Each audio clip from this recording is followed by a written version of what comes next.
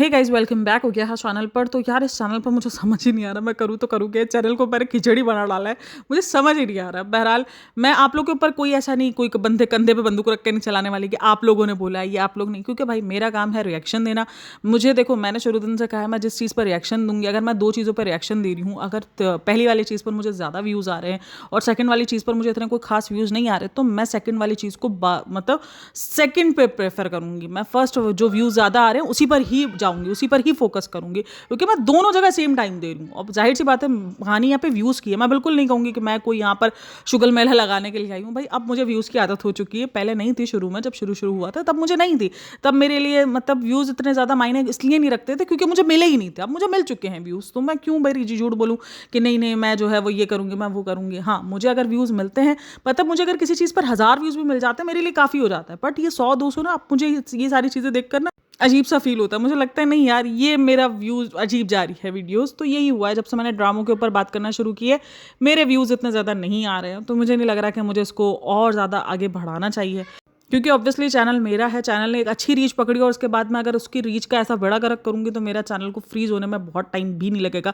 थोड़ा सा टाइम लगता है, यूट्यूब उठा के फ्रीज कर देता है। भाई यूट्यूब बहुत ज़्यादा जो है वो गंदा वाला खेल खेलता है, फ्रीज वगैरह वो फ़ौरन उठा के कर देता है। तो इसीलिए छोड़ते हैं भाई, देखते हैं आगे चलकर अगर ये चैनल को अच्छी रीच मिल गई और फिर मैं जिस तरीके से 2 वीडियोज़ वहाँ बनाती हूँ, 2 वीडियोज़ यहाँ बनाकर ड्रामों की सीरीज़ अगर होगी तो स्टार्ट कर दूंगी। बीच बीच में किसी ड्रामे का रिव्यू भी करती रहूँगी।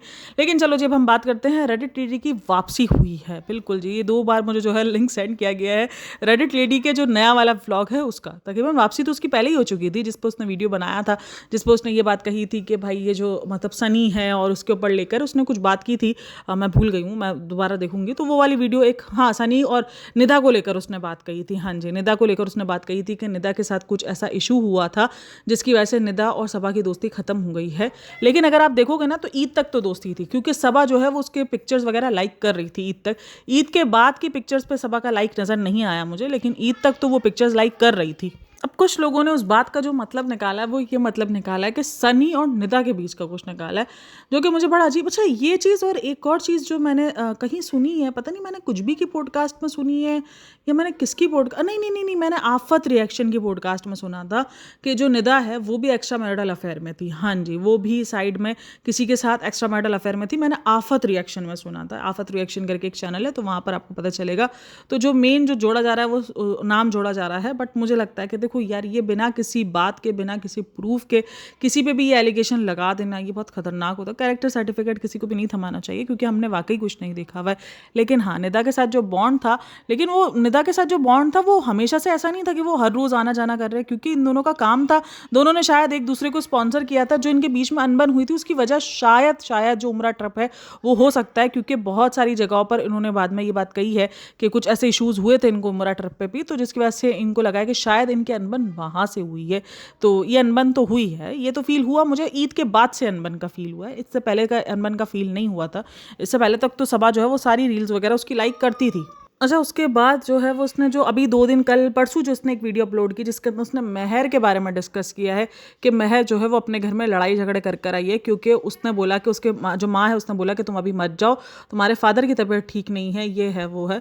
मैंने एक चीज़, चलो जी मान लिया, चलो जी महर लड़ाई कर आई है, लेकिन जो महर जिस तरीके से वो घूमती फिरती नजर आती है, ये बात तो पहले ही है कि भाई महर तो अपने घर के अंदर इंटरेस्ट नहीं लेती, काम करने में इंटरेस्ट नहीं लेती।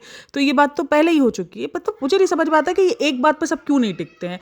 इन सब ने ही कहा था कि मौदहा में जो महर है वो एक घर के अंदर रहती ही नहीं, वो इधर उधर घूमती रहती है, वो घर के अंदर कोई काम नहीं करती, कुछ नहीं करती।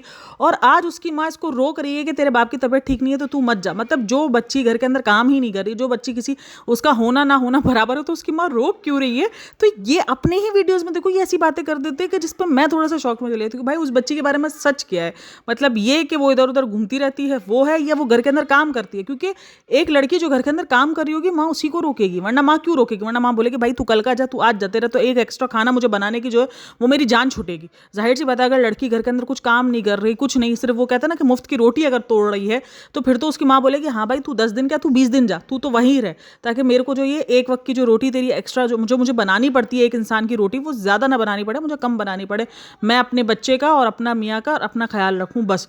ऑलरेडी नानी भी है वहाँ पर, तो वही चीज़ होगा। तो लोगों को ये मतलब अगर आप लॉजिकली सोचो तो वो तो यही बनता है ना कि वो औरत तो यही बोलेगी? मतलब वो औरत अगर रो रही है, इसका मतलब या तो मेहर काम करके देती है, तभी वो रो रही थी कि भाई मत जाओ, अप्पू की तबीयत ठीक नहीं है, मत जाओ। तो वो जिद करके चली गई कि नहीं नहीं मैं तो जाऊंगी, करूंगी। तो एक चीज़ तो डिसाइड करो कि रियलिटी है क्या।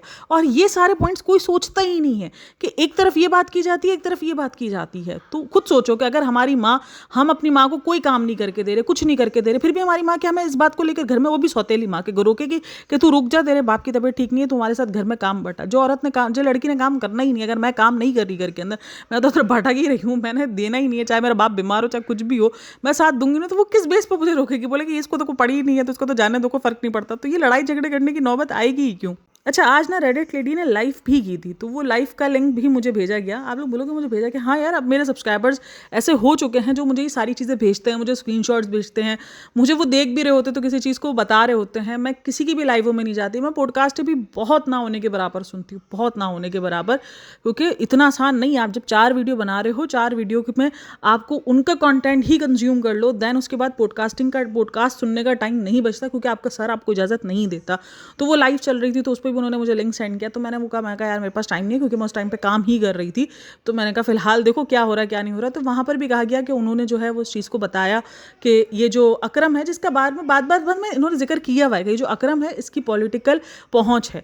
तो मेरा यहाँ पर भी एक सवाल यही बनता है कि मैं मानती हूँ कि यार ये लोग आदमी है बहुत बुरे हैं, इब्राहिम फैमिली बुरी है, हर एक चीज़ है, लेकिन अगर इनकी पॉलिटिकल पहुँच है और ये इतना ज़्यादा मतलब कि एक पावरफुल है, तो ये नेहा फैज़ी को आज तक क्यों स्टॉप नहीं करा पाए, जिसकी पहचान भी है। चलो नेहा फैज़ी खुद यहाँ पर नहीं है, नेहा फैज़ी के रिश्तेदार तो यहीं पर ही है ना। मतलब इस दफ़ा तो Neha Faizi face to face टकरा गई थी ना एक तरीके से मौदहा में, तो इन्होंने क्यों खामोश नहीं करा? जिस इंसान की इतनी पॉलिटिकल पहचान है, तो वो क्यों नहीं खामोश करा रहे? मैं तो ये सोच रही हूँ कि अगर एक इंसान इतना गुंडागर्दी में है, इतने ज़्यादा वो गुंडे हैं, इनके पास हर एक किस्म के लोग हैं, तो फिर ये नेहा फैज़ी को क्यों अब तक खामोश नहीं करवा पाए? मेरा तो क्वेश्चन जो है वो शुरू दिन से यही है कि नेहा ने उनको पूरा एक्सपोज कर दिया। आज इनकी फैमिली अगर इतनी ज़्यादा जो प्रॉब्लमेटिक दिख रही है, उसका सीधा सीधा क्रेडिट नेहा को जाता है, क्योंकि नेहा ने उनको ऊपर नीचे दाएं बाएं शेडर हर जगह से एक्सपोज किया है भाई। मतलब उनको मतलब दिखाया कि भाई कितना फेक है, कितना ज़्यादा फेक इनकी जो है वो बॉन्ड है, फेक रिलेशंस हैं।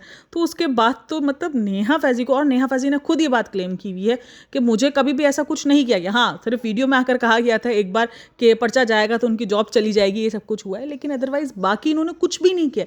अगर जिस बंदे की इतनी ज़्यादा पहुँच है पॉलिटिशियन में और उनको इतना ज़्यादा मतलब मिलता है हर एक चीज़ का, तो फिर ये अब तक नेहा फैज़ी कैसे बची हुई है? अच्छा, मेरी जो सब्सक्राइबर है ना, वो वहाँ पर बोल रही थी कि उसकी माँ को लेकर भी डिस्कशन किया जा रहा था। देखो, मैं इसकी माँ को लेकर डिस्कस नहीं करूँगी, क्योंकि मुझे ऐसा फील होता है यार कोई इंसान कैसे ही झूठ बोलेगा इतना अपनी माँ को लेकर, अपनी नानी को लेकर। तो मैं उस चीज़ को छोड़ देती हूँ, मुझे उस चीज़ को नहीं बोलना, मुझे उस चीज़ को नहीं डिस्कस करना। कुछ चीज़ें ऐसी होती हैं जिसका डिस्कशन छोड़ दिया जाए, वो जाने उसका रब जाने, हम नहीं जानते यार। वो मतलब माँ को लेकर कोई झूठ नहीं बोल सकता जहाँ तक मैं जानती हूँ। हाँ, उसने मुझे कुछ पिक्चर्स वगैरह भेजी हैं जो कि मैंने देखी भी नहीं, क्योंकि मुझे नहीं, भाई मैं क्या करूँ देखकर, मैं किसी के ऊपर क्या सोचूं। उसने मुझे इन रिटर्न पिक्चर्स भेजी थी कि यार ये देखो आप लोगों को लग रहा है फेक कर रही हूँ। मैं कहा भाई कोई फेक वाला सीन नहीं लग रहा। हाँ, ऑब्वियसली लोगों के सवाल उठे कि आप 13वीं से पहले क्या, मतलब एक 13वीं हुई है, आप उसके दूसरे दिन कैसे आ गई, तो ये सब कुछ है। लेकिन मुझे इन सब चीज़ों में, इसीलिए फिर मैंने कहा भाई नो डिस्कशन, इस मामले में कोई डिस्कशन नहीं होगी। मुझे उसने कहा कि आप बताना आपको क्या लगता है। भाई मुझे कुछ नहीं लगता, मुझे लग रहा है वो जो बोल रही है अपनी माँ के बारे में वो सही ही बोल रही है। तो खैर चलो जी, इस वीडियो को हम यहीं पर एंड करते हैं। आप लोगों को क्या कहना है कि इस वीडियो को मतलब इन सब सीरीज़ को ही कंटिन्यू किया जाए? कुछ समझ नहीं आ रहा, मैं बहुत ज़्यादा कंफ्यूज हूँ इस चैनल को लेकर। दरअसल मैं इस चैनल को छोड़ना भी नहीं चाह रही, मसला सारा ही मैं चाह रही हूँ कि यार ये चैनल जो है वो एक साइड पर ग्रो होना चाहिए, क्योंकि मैंने हमेशा इस तरीके से एक साइड पर चैनल रखा हुआ है ग्रो होने के लिए, क्योंकि मुझे नहीं पता होता, कभी भी वहाँ कुछ भी हो जाता है जिसकी वजह से वो चैनल को कभी भी कुछ भी जो है वो ईमेल आ जाती है, कुछ भी हो जाता है। तो ये सारी चीज़ें कुछ भी चलता ही रहता है। तो खैर चलो जी, अपना बहुत सारा ख्याल रखना, मिलते हैं नेक्स्ट वीडियो में, तब तक के लिए टेक केयर, बाय बाय, अल्लाह हाफिज़।